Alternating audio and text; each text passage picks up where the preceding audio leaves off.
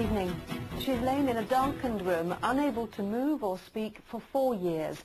Now a young ME sufferer has told us of the terrible effects of this illness. She says it was as though she'd died. Suzy Tayler says the illness has taken a terrible toll on her family. They have grieved for her as if she was lost. Now her condition has improved, enough for her to explain the devastating condition, which even doctors cannot fully explain. Here's Stacey Poole.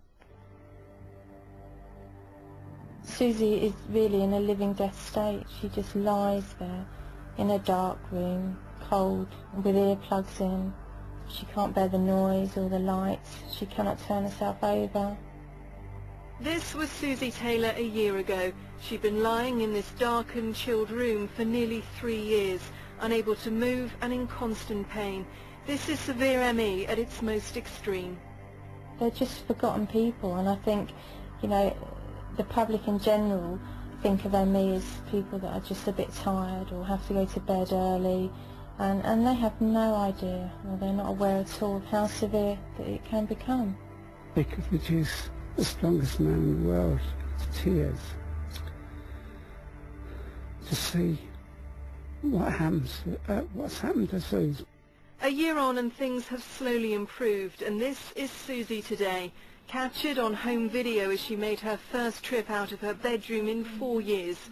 A major step forward, but she still totally relies on her parents. She's unable to walk and can only talk for a few minutes a day.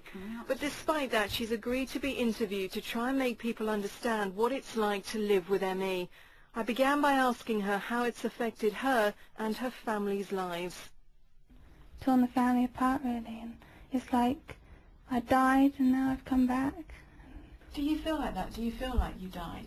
I felt like I've been in a coma, but I suppose my relatives and that, it's like they've been grieving for someone that's died, and it's been very emotional seeing everyone again.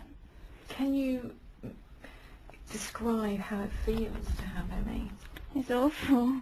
It's just, I still get a lot of head pain. My head's a lot better than it was last year, but I get a lot of pain on top and pressure, and it's foggy all the time. When I have a bad day or hour or even week, I feel really ill in my eyes, and they sting, feel like they've been opened in chlorine, and they're all puffy and red. Mum and Dad can tell when I'm not good. So does she ever think about the future? Sometimes, if I'm not having a good day and I do get, I'd be upset because I did know what I wanted to do and where I wanted to go, and I really wanted to go travelling and things. I was very independent, and now I completely depend on my parents. So, but looking forward to next year, see what I can do, and maybe I can't wait to go outside and can't wait to walk and things. So I've got a lot of support. That support from her family has been unwavering. Not for 1 hour have they left her over the past 4 years, so she knows she's not alone. And finally, their dedication is starting to pay off. She has made amazing progress since last year. I mean, what she can do now, you know, in the ME world is very, very good, but, you know, realistically, you know, it's no life at all for an 18-year-old. But Suzy's 18th birthday was a huge milestone, the first cards and presents she'd opened for 3 years, and the first time she'd seen her relatives since she was 14. When I saw my nan and granddad, they were the first relatives I saw. I was all filling up when they came in the room, and I hugged my nan, and then I hugged my granddad, and I didn't want to let go because I was going to burst into tears.